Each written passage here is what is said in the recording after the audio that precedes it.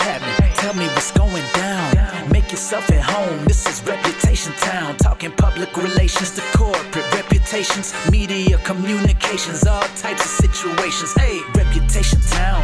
Reputation Town. Warren and John, tell them how it's going down. Let's go. The Reputation Town podcast.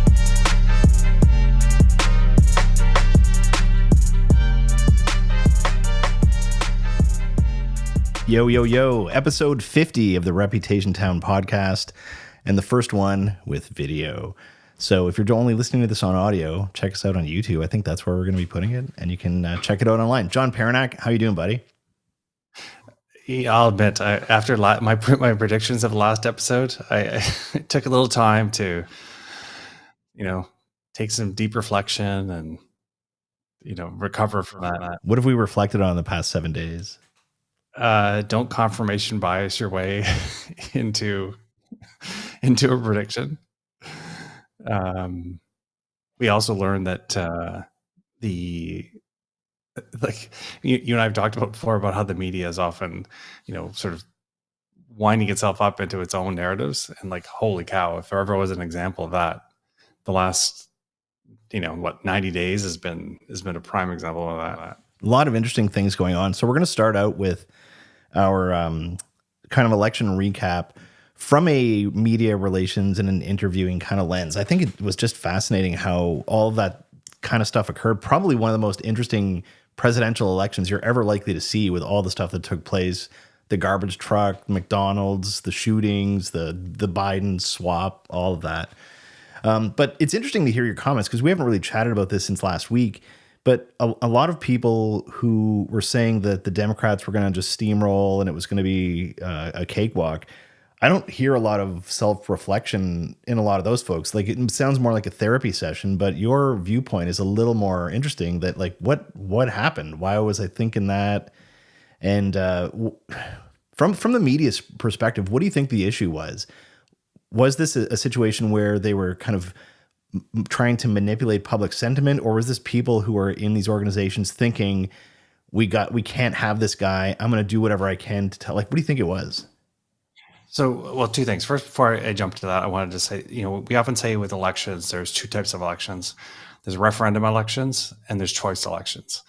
And personally, I thought this was a referendum election, but the mistake I made was that thinking it was a referendum on Donald Trump again.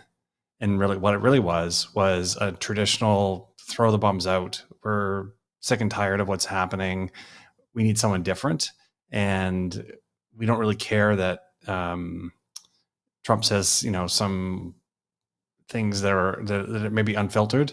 We just want someone who's going to take action and fix stuff. And I think that's what happened. But to your point about the media, honestly, I think this comes back to some of that sort of insular thinking in the media we often see, where there's not a lot of diversity of opinion, and the things they thought were really important to be talking about, like Garbage Island and all these other things that kept coming up, and the media cycles were going on and on about, were actually not at all what people were caring about. And the things people were caring about, the media really weren't talking about on a lot of channels anyway. I'm not saying completely. There were some outlets that we're discussing this, and it was there in the polling if you look for it. So anyway, that's my 2 cents on why I got wound up the way I did, and I think a lot of other people did too. I was talking on here I think it was April. I was up in Northern Ontario, and I had lunch with some folks, and we started talking about the election. It was Biden at that point, who I think, because the swap out hadn't taken place yet. And it was interesting because it was one of these political conversations, and people were getting kind of animated and kind of into it. But at the end of it, we all kind of laughed and shook hands, and that's, I think, how you should do it. You shouldn't oh, I hate you, and you block everybody. Mm-hmm. But I was, because I have been getting, I would say 90% of my news from Twitter, from X, watching, observing, seeing what's going on there.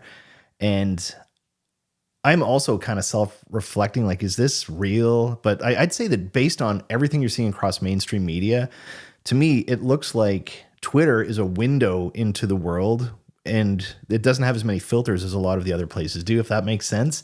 because I was wondering to these guys, like, where are you getting your news? What are you thinking? Like, you're like, what I'm seeing with my eyeballs is not being reflected in what I'm hearing at this table or anything along those lines. And even last week, is it okay if I take a quick victory lap over my prediction from last week? Okay, I want to play the little. Just I'm not gonna embarrass anyone else, but here's my prediction from last week. Warren, what do you think? I think Trump's going to win, and I believe that it's because, and I'm speaking as a Canadian, so I feel a little weird. I must say, my family, 4 brothers from Europe came over, settled in the States, and then kind of spread out throughout the world. So anytime I am in the States, I do feel like I'm kind of at home.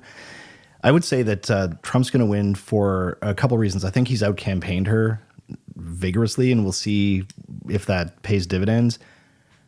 I feel that people are sick of the border situation, the crime situation, the economy situation, inflation, forever wars.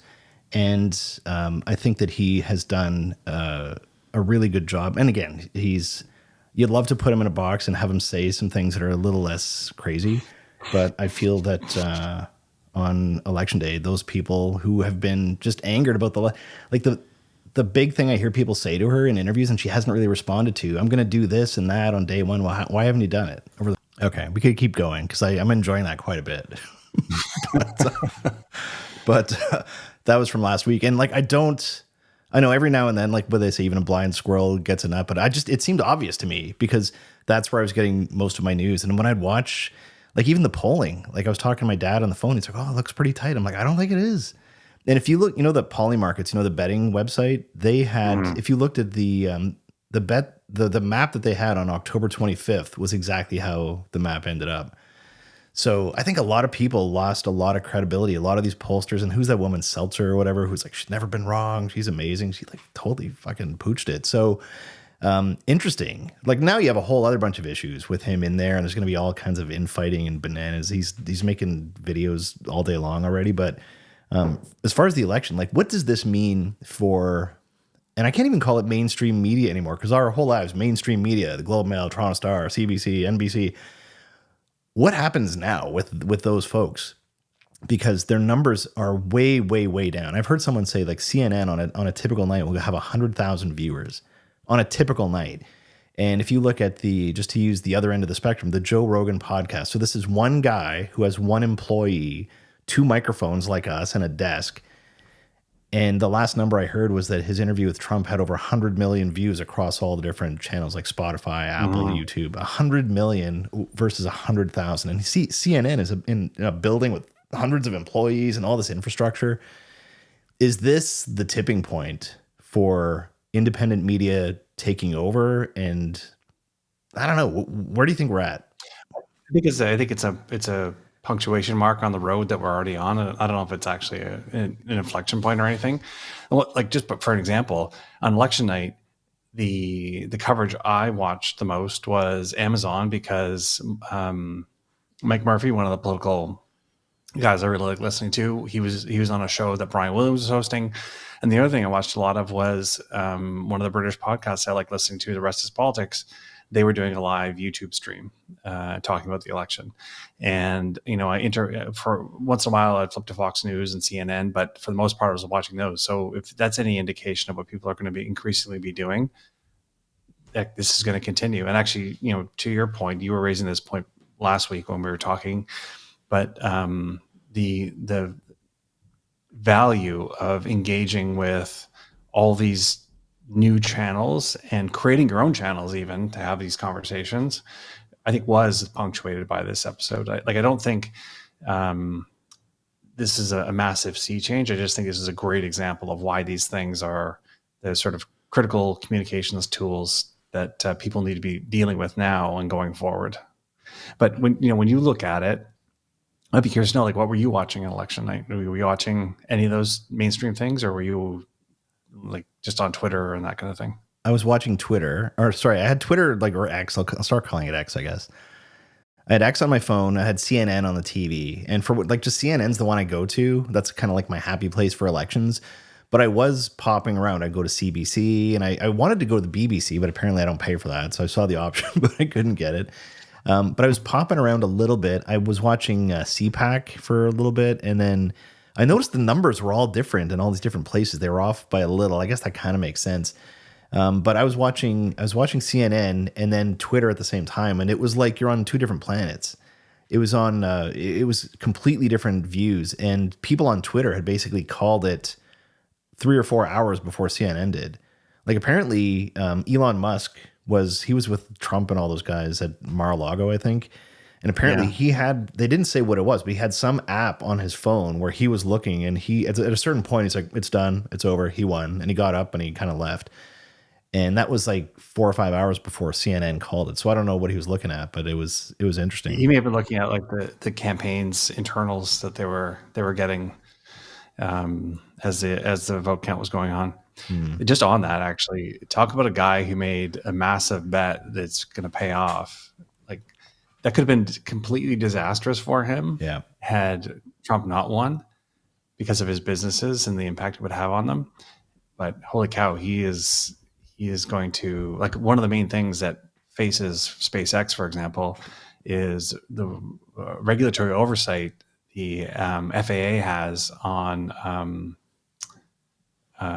FAA has on the cadence of launches he can make from places like Boca Chica in Texas and other places like that.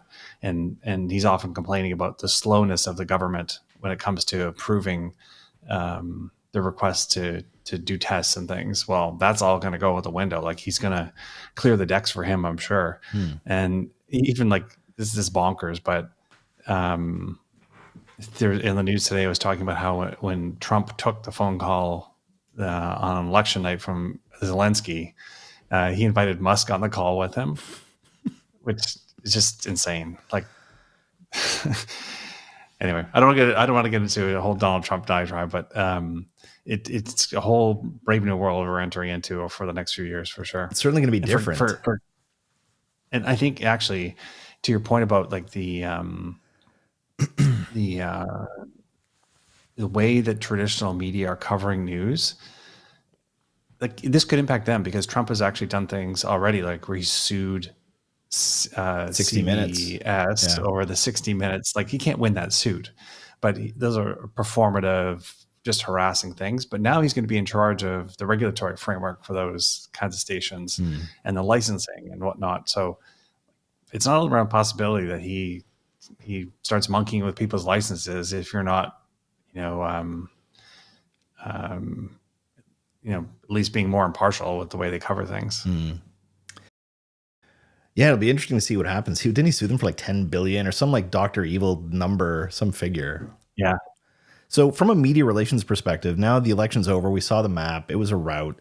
There were a whole bunch of contributing factors. I would have to think that at least one of them was the interface, the media relations that each of these candidates did, the number of interviews, the places they did them, choosing where to speak, podcasts versus this. We talked about some of the numbers with Rogan and whatnot.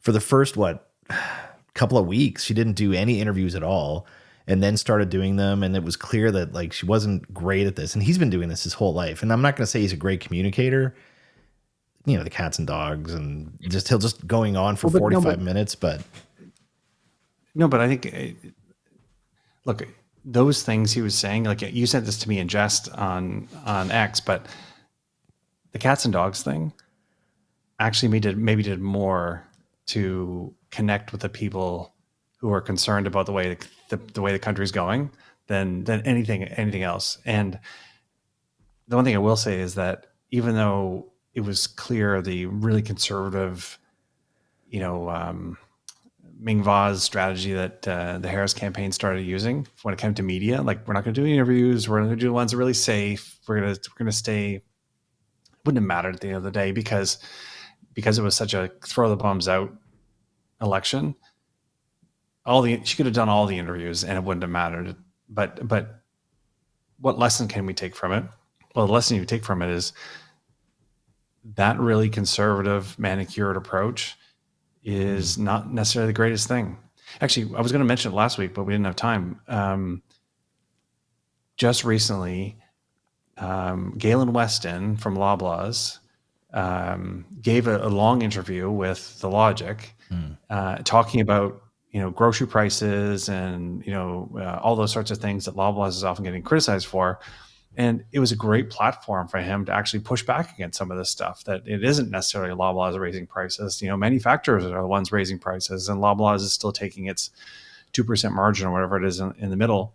But had he not done that kind of interview, he wouldn't have had the opportunity to push back like that. And so I just think to this idea of like taking advantage of all these channels, doing more interviews, getting out there more, being more on not offensive, but having a proactive plan to engage instead of just sitting back and being conservative is definitely what people should be thinking about. That's my takeaway anyway. But Galen Weston should have been doing that for the last 10, 15 years. And they were not. 100%. They did the Ming Vei's, written statements and this and that. And that's why I think they got killed and it was death by 1,000 cuts. It wasn't one thing, but over time, you saw that they were getting treated more harshly than the other big grocery chains for doing the same thing. And I think a lot of it is because there would be an issue that would come up and they'd be asked, my sister was one of the reporters. She would call or email and ask for an interview, and she'd get a written statement back. Okay, well, so you have 100% control over what your statement is, but my trust in your brand is like 1.4% lower now because you didn't face the music. And so you add that up over decades, and that's what you get. So they woke up a little late, and like I think I would disagree with that. She would not have performed better if she had done all the interviews. I would say if you go back to when Biden was, they had the palace coup, and then she was parachuted in. If she had started from day one doing interviews, and now there's a couple other pieces, you'd have to have a great platform and really strong policies. And when someone says, what would you do differently from Joe Biden? It would be nice to have an answer that was substantial. She flip-flopped on a lot of issues, and politicians do that all the time, but she should have said, like, steal a lot of the ideas that Trump was talking about, throw Biden under the bus, say like, look, as the VP, you don't get to really do much. This is me. This is my plan. And are you familiar with the interview that Hillary Clinton did with Howard Stern in 2019? Have you seen that? Or you vaguely? So I sort of vaguely remember it. She did something similar, if I recall, in the 2016 election, and she thought she was going to steamroll that. The polls again said, 92% chance that Clinton's going to win. And she did very few, very selective interviews. She skipped some of the swing states in the last week because she thought it was like in the bag. And Howard Stern, who has become one of the biggest Democratic boosters in the States, very, very far left. And he had Kamala Harris on his show doing a very, friendly interview. He had been reaching out to Hillary Clinton, and she didn't go on because she said retroactively she was concerned or afraid that because his reputation for being, fart man and just aggressive and cursing and just kind of like vulgar stuff, she thought that it was a bit of a trap. And he's like, no, I want to have you in. I want people to get to know you. And she didn't do it. And I have to say, like, she has that reputation as being kind of unlikable and unfriendly. Like Bill Clinton, Mr. Charisma. And she's like, it doesn't really. And that played a role, I would think, in that election. And so fast forward to 2019, and she does an interview with Howard Stern, 2.5, I think, hours long. And what drives me crazy about his show is he only releases it in little 20-minute chunks. Like, you can't see the whole thing. But I went and I stitched them all together, and it was fantastic. It was such a great, I'm like, man, I like this person now. She's telling stories about her childhood and real. It felt like she was having a coffee or a drink with this guy, and there's no one listening. And I'm like, man, this is, if you would have done this before the election, you would have won the election. And I feel like imagine Kamala Harris. Now, again, you have to have better media skills. You have to have that authentic thing. Because I think that she was trained into a box. And I have to say, I saw fear in that woman's eyes when and I get it. I'd be scared shitless too. If like you're in obscurity and now you're in this role and all this pressure on you and you're on Fox News, like I get it. But I think that if she had sat down on Joe Rogan and had a 3-hour shoot the shit moment, talking about herself, talking about her life, humanizing, maybe you have a drink together, cheers, clink glasses. Cause I don't think Trump doesn't drink, but how does that not, at the very least, maybe it gets some of those angry young male voters who came out, maybe gets them to stay home. You know what I mean? Because I think people were just at such a point, they got angry, they got pissed off, and people who I think normally wouldn't vote went out and voted. people thought it would be young women. I think it turned out to be more young men. And you can't, like, what's Joe Rogan's audience? 11, 12 million people? It's like, it's insane. Well, I think that when I looked at the numbers at the end of the day, the number of women voters was on par with normal. So that slightly more women than men, but Trump, non-college women, Trump was plus 35 among them, right? Plus he got all the men. So like that was the other mirage that I sort of imagined might be happening was women voters coalescing with the Harris. Definitely not happening. Like did not happen at all. To reputation though, sort of one final thing on the election. The one person whose reputation is who was dinged up before and now is just going to be Obama. really, really in the ditch is Joe Biden. Oh, I thought you were going to say Obama. Here's a guy who had an opportunity to, a year before the election, step away and say, you know what, I did my thing, stepping back for the country, let's run a competition, find a good candidate. And instead he was insisted on running and then, was forced out at the end and well, the rest is history. But he is not going to be looked at. Never mind the fact that a lot of the things that Trump was able to run on were because of, failures of his presidency. So it's not going to be a great reputational outcome for Sleepy Joe Biden. I thought you were going to say Obama because like when I think of Biden, like at the end, and did you see him the other day? Like he, or was it today or yesterday? He's like running around and jumping. He seems like completely with it and lucid. I'm like, what's going on with this guy? Some people are saying he was faking it. Well, there was an unnamed source in the White House who was saying, this is the Obamas twice now have screwed the country or screwed up. First, when they forced Joe Biden out when he stepped aside to let Hillary run, and then again now it's like there's no like the loss would have been fantastic. Like it was enormous, but it would have been fantastic had he been running. He was just. And did you see the right now. Did you see the red dress that Jill Biden wore to go and vote? Did you see that?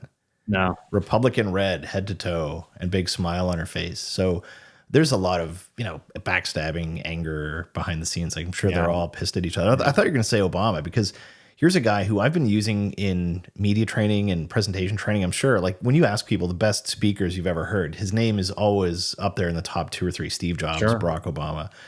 And usually Obama's number one. And from the speeches he was giving in the kind of final days of the campaign, he looked angry. He looked old and angry. And kind of scolding black people, like here's what you should be doing. Like, I don't think people like to be. I don't think people like being told what to do. I didn't think that message was going to go over. It didn't go over very well. No. And what's interesting now is you have the ability, like all these people on TikTok responding, like they have equal airtime to the former president. They can go online and basically say, "Yo, bro, I don't really appreciate that." So. Yeah. Interesting stuff with the election, and so I'm sure there'll be no shortage of things to comment on over the next 4 years. Although, having said all that, another prediction that I'm going to make, and I'm not super pumped about it, I don't think he's going to make it to Inauguration Day. You're back to the assassination attempt. Yeah. Although they arrested a bunch of Americans today who were conspiring with the Iranians to try and assassinate him. Yeah, I'm sure. I would say 60% chance he doesn't make it to inaugurate. And I was wondering what happens in that case. Like, knock on wood, hope it doesn't happen. But in that case, does JD Vance get bumped up, or what do you do? It's a great question. I don't know. We have maybe one of our, pardon me? I would think so, but I don't know. That's and then who becomes VP? Who pops? Question. It's like Elon or RFK Jr. And I don't know. God. Here's another thing that I was thinking of, just kind of on the fly. Do you remember the video that all those Avengers people put together? Mark Ruffalo and, all the people in the Avengers movie put this video together basically saying, I didn't see that. So, how when the pandemic started and they all put all the movie stars had this like sad video about COVID and you got to stay home. Oh, yeah. So apparently last week, all the people from the Avengers movie, Scarlett Johansson and all these folks made a video basically, Trump is the devil, you got to vote for her. At what point are you damaging your franchise of this $1 billion movie? Like, maybe guys shut the F up and just play the little characters. You know what I mean? Because if you're the producer for this, you've just pissed off half the country, and these are movie ticket buyers. This is part of communications thing, part of campaign thing, but I wasn't vocalizing it, so I don't know. I don't have a good leg to stand on after my poor prediction. But I'll say in the final days of the campaign, when I saw all these concerts that the Harris campaign was doing with the twerking, this celebrity and that celebrity, yeah. I'm thinking in the back of my mind, like, this is not motivating. Like, who is this motivating to do anything? Like, it's not connecting with the people who they really need to connect with. I don't know. Beyonce, does she really do that? Like, do people actually respond to Beyonce? I don't know. I just feel like the celebrity, I think there was more reputational capital in a YouTube celebrity who average people take the time out to go listen to and follow and, buy their merch or whatever, than there is for those big Hollywood or music industry celebrities who, people like to watch what they're up to and the entertainment shows, but do they really influence voters? If that was the case, then Taylor Swift's single cat lady thing should have driven out all kinds of young women to vote. Did it? It did, but to Trump. Oh my God. So twerking doesn't equal votes. Is that what you're saying? Well, and even the way that was handled, equal votes. Like they said, Beyonce is going to give us a concert, and Beyonce came out, talked for 2 minutes, and then just got in a car and effed off. Like, and everyone was pissed. So instead of giving everyone a free concert, they're like, "What the? We saw her, but we don't want to hear her talking. We want to hear her singing." So it was a lot of that. People. I don't know. That's the same thing with the Hillary campaign too. It was Katy Perry and all these people, I will say, movie celebrities. The left has better celebrities. The left has a better Rolodex. Like, the right's got what? Kid Rock, Hulk Hogan. Like, it's Ted Nugent. It's kind of like the island of misfit toys. But to me, this goes back to, like, if I'm looking at any kind of like project I'm working on, and I'm trying to figure out what is going to motivate the people I need to talk to believe the thing that we're going to say. I need to really understand what makes them tick. I need to, like, look at each stakeholder group, unpack them, understand what they listen to, what are they watching, what are they doing, because otherwise the words and the messages may just go right past them.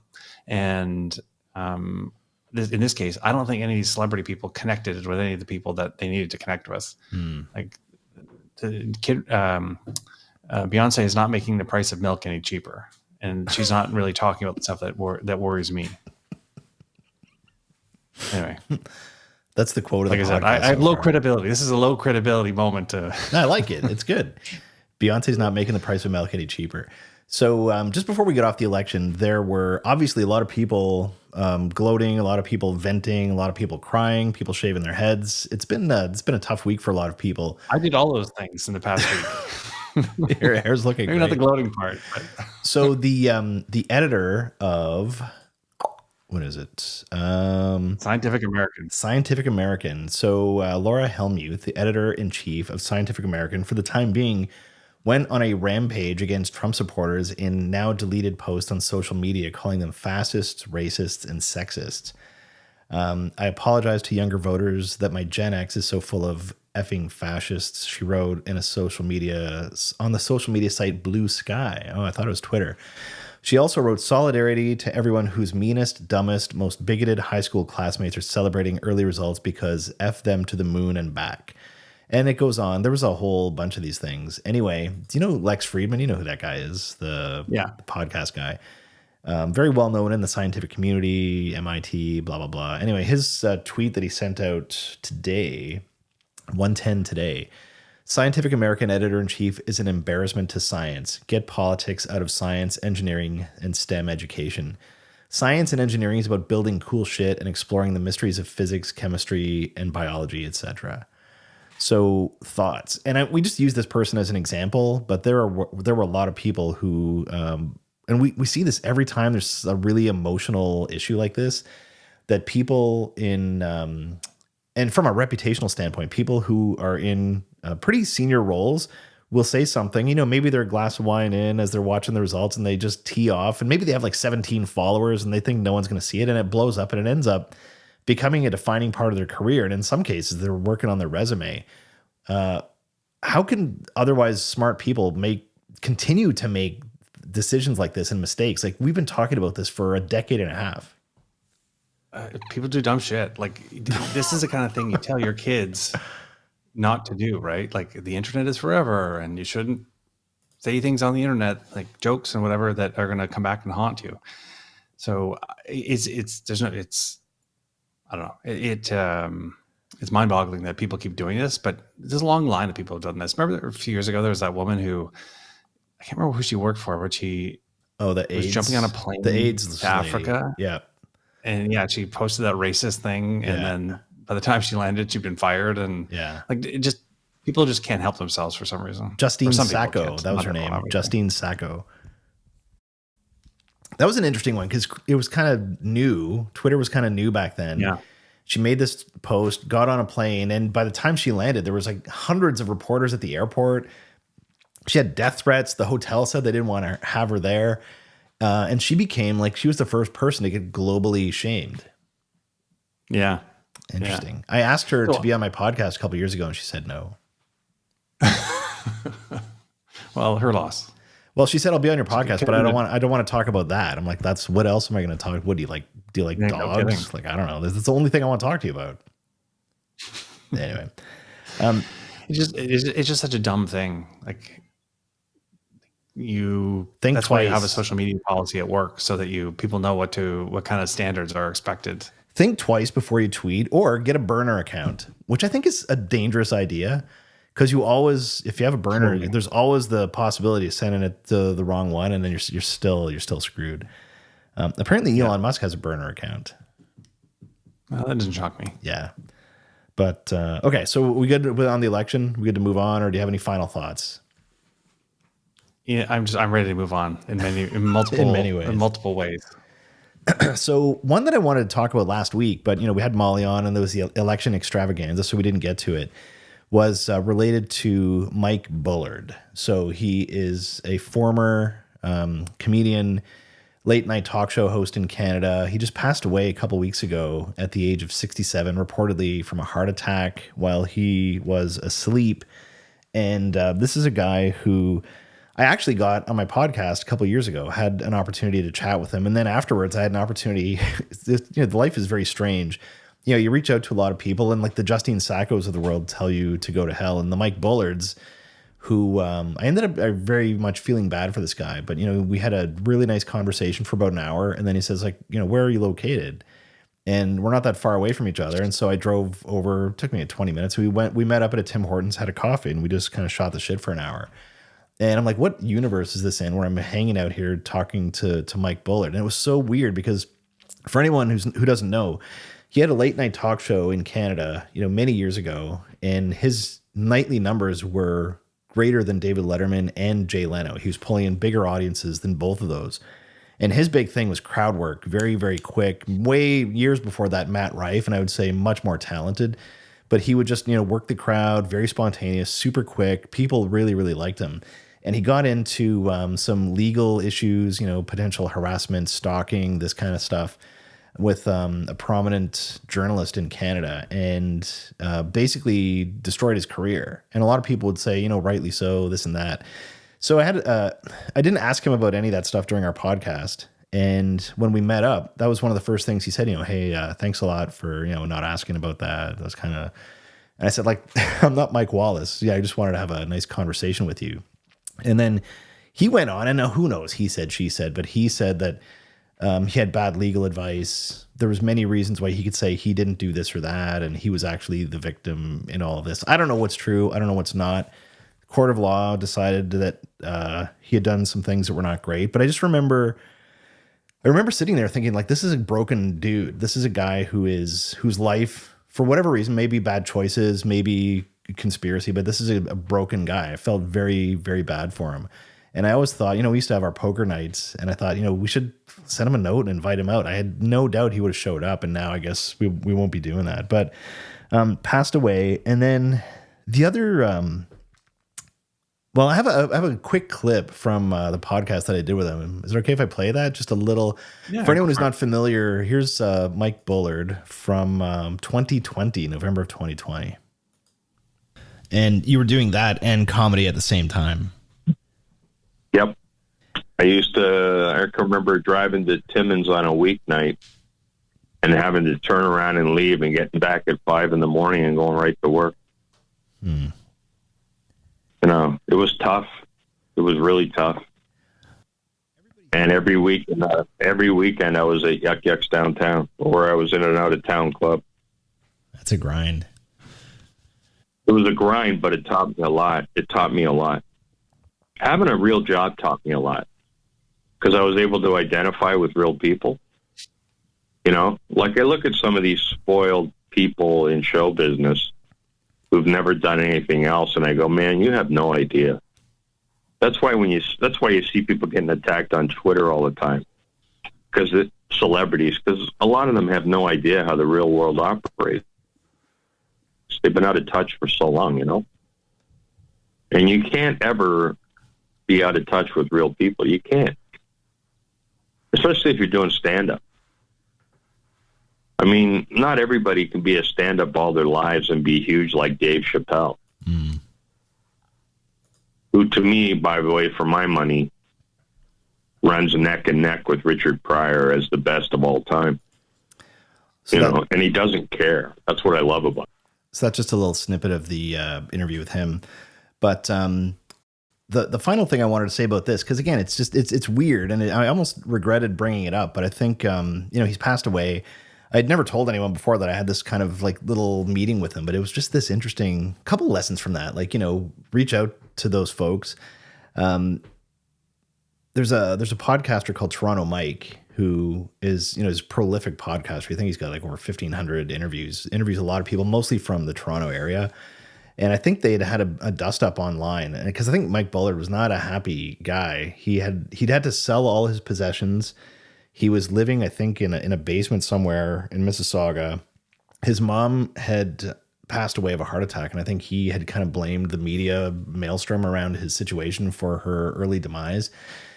And so I think he would get into these little text battles, and I think he had said to the Toronto Mike guy, "I'm going to come over to your house and tune you up or whatever." And so this is years ago. And then on the day he died, the way that I found out is I open up Twitter and Toronto Mike says, Mike Bullard is dead, or he died today or something like that.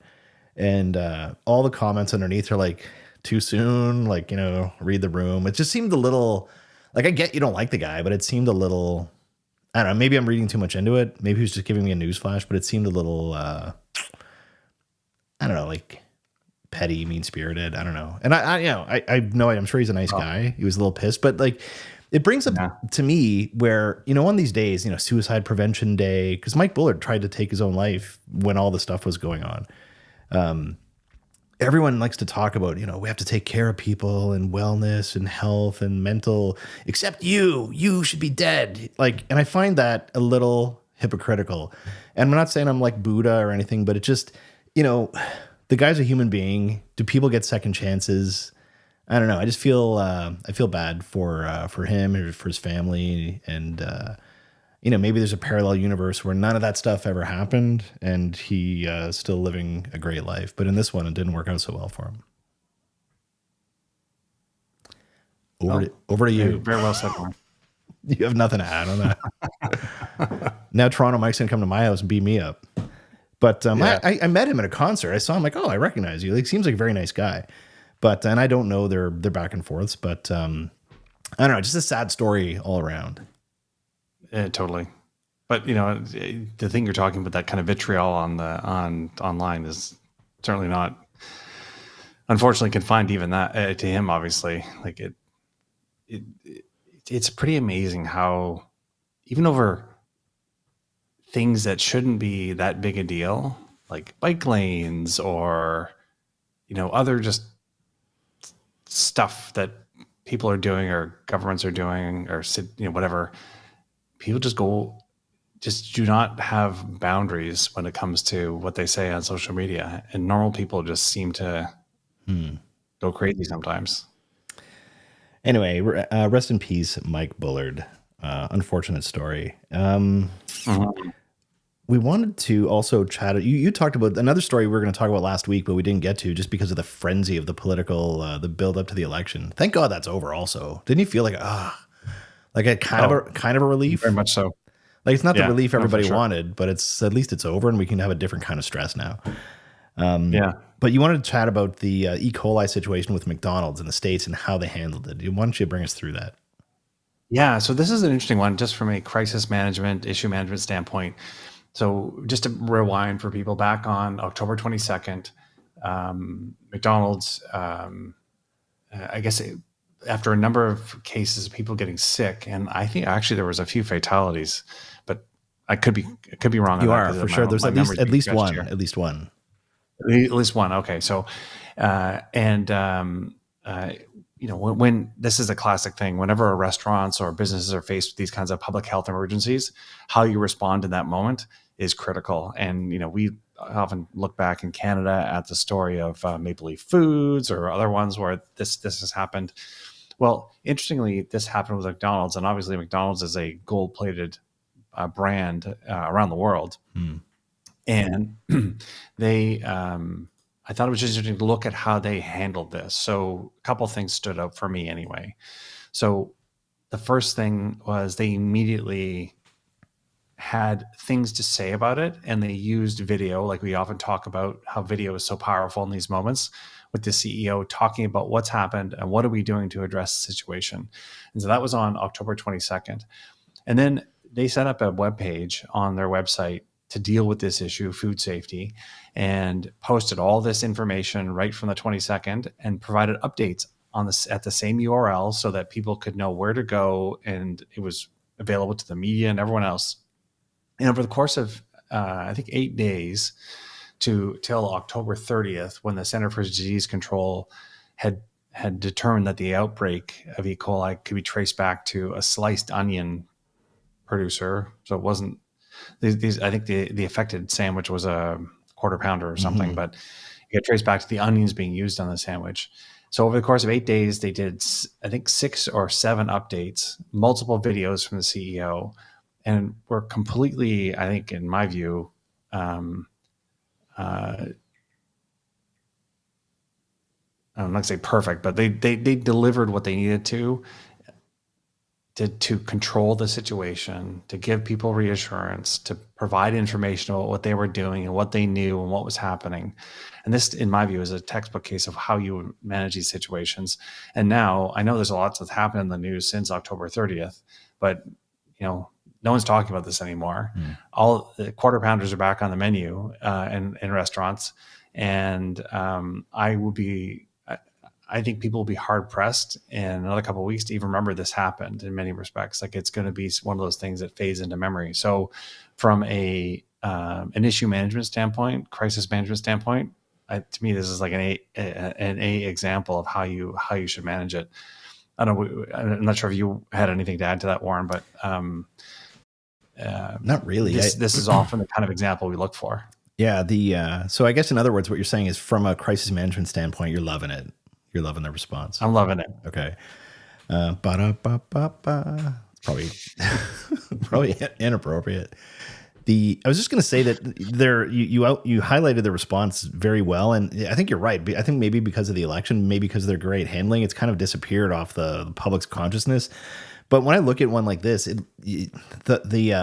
the muscle memory to handle a crisis like this was not built the day that the onion was consumed. It was built 6 months ago, 2 years ago, 5 years ago. And you can tell the companies that invest in this stuff and do crisis management and do tabletop simulations and do media training, you can see when the shit hits the fan, the ones that have put in that effort and the ones who have not. And, if you go back to the Las Vegas shooting in 2017 in October at Mandalay Bay, awful situation. But if you look at MGM and Mandalay Bay, there's a chronological list of all the tweets that they sent out on that night. And you're like, this is an organization that had prepared for this. They had the stuff ready to go. No one was in fight or flight mode. They were kind of dealing with it. And so I think that's what you're seeing from McDonald's. There's been enough cautionary tales out there. that you would like to think that every company of that size and with that reputation of, billions of customers served would be at that same level of preparedness. But as we see on a regular basis that they're not. That should be a cautionary tale to every CEO and every board of directors out there that it can happen to any company. And I always say that hope is not a great crisis management strategy, because most people rightly will say, in a given year, what is our chance of having a crisis? Like 1%, 0.5%, 2%? Yes. But as we saw in 2020 with the pandemic, it was 100% for everybody. Everyone was having a crisis at the same time.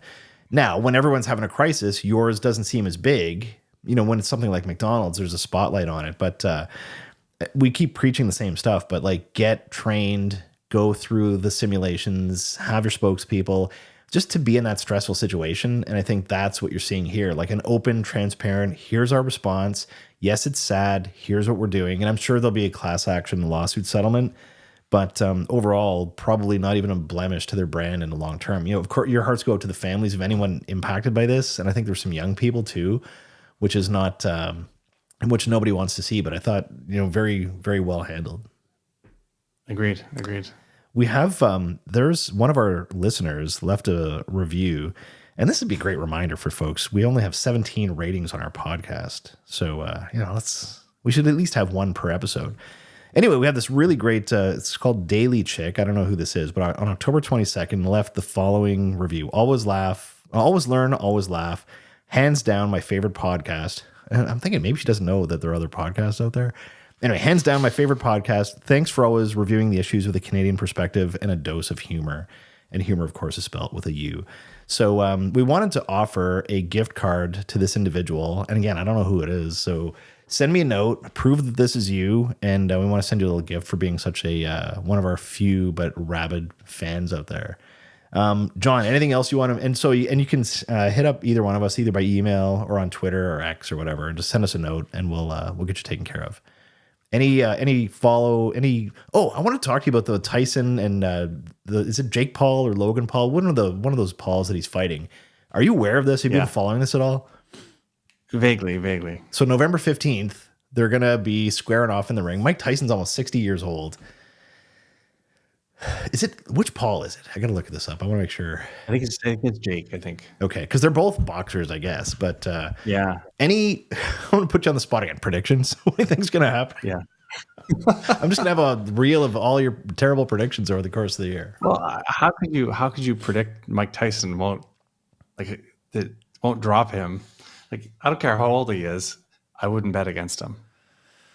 But that other guy's like, what do you think? I don't know. Like, I'd like to think Mike Tyson will win because he's Mike Tyson still, and have you seen the videos of him training? He is a beast. He's an animal. Yeah, crazy. And I've watched some of his old videos. Like, I remember when I was going to school in London, and we got together, and this is the days he didn't have a car, so you're walking everywhere. I walked to this bar downtown, sat down. The fight was starting because you had to order. So we were at a bar watching the fight. Ding! We ordered a beer. By the time the beer got there, the fight was over. It was like 30 seconds. Wham, bam, bam. Dude's on the mat, and then you're done. It partly, I think, is this like, shouldn't this be illegal? Like, shouldn't it be illegal to have a dude 58 getting in a ring with someone so much younger who could, like, this could end up very badly for either one of these guys. Or very good. Hey, remember Justin Trudeau? He, prior to running for prime minister, he had that fight with Patrick Brazeau, with that guy, Senator Brazeau, and it propelled him into whatever the Canadian form of political superstardom is. I was not a fan of that fight. I was not a fan of that. No, I felt agreed. I actually like Brazeau. I think I'd like to hang out with that guy. Have a beer with him. He probably not a beer, I guess. But I agree. I wish he had won that fight, because to me, it just looked like the spoiled rich kid who's had like boxing lessons. You know what I mean? There's a lot of people who want him, but he did get a chance to punch Trudeau in the face, which a lot of people would like to do. So this is turning into a political podcast week by week. Oh my God.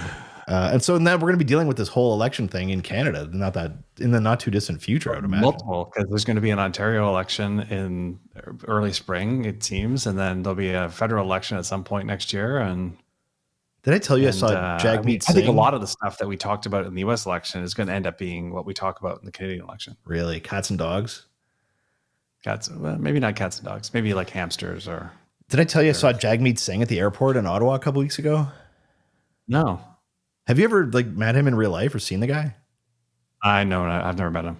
He seems like a nice dude. He's pretty tall, he seems. He's not that tall, because I'm not that tall. No? He's only a little taller than me, but maybe it's Oh. like his little hat, his turban adds a couple inches, I'm sure. But got to the Ottawa airport, and of course that's where all the politicians are. But we were just going into the security line, and I saw him there, and I'm like, "Oh, you can go ahead." He's like, "Oh no," like we're both like very Canadian, and he has the nicest suitcase I've ever seen in my life. He's very rich. So, which is weird for an NDP guy, but his suitcase, like not the big one, but the little, what do they call them? The cabin bags, the one you stick up on the top. Yeah. I looked up his, and he was very nice. He's taking pictures with people and stuff. I looked up his suitcase, $2,000 Yeah. for his little suitcase. He's very wealthy. Champagne socialist. Interesting. Huh. Anyway, I offer that up as a little anecdote. Little run-ins with famous people throughout our lives. Brush with almost greatness. Wasn't that Humble and Fred that had like brush with schmarminess or whatever in the morning? Do you remember that? I forgot about that. All right. Anything else you want to mention, or are we going to wrap Anyway. this one up? What's that? All right, anything else you want to mention, or are we wrapping this one up? You know what? I'm going to just throw my crystal ball away Okay. and There's see if I can find a new way of making predictions. there's always next time. And for anyone listening, the 50th episode, I don't know how many podcasts make it to 50. I saw the stat a couple of years ago that only 1% make it past 20 episodes. So, but still there's like 5 million of them. So it's still a big number. But I want to say thanks to everyone who listens. If you like this episode, share it with someone, go and leave a review. Just Post maybe it on LinkedIn. Post it on LinkedIn Post or it Twitter, someplace. anything. If you think it's worthwhile. If not, then just delete it and that's fine. But we want to I thank, want people just to post it regardless, please. yeah, even if you think it's trash, post it. Thank you very much to everyone for listening.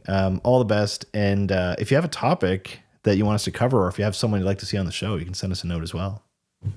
Yeah, we're both on X. All right. Thanks very much, folks. And we'll see you next time. Take care.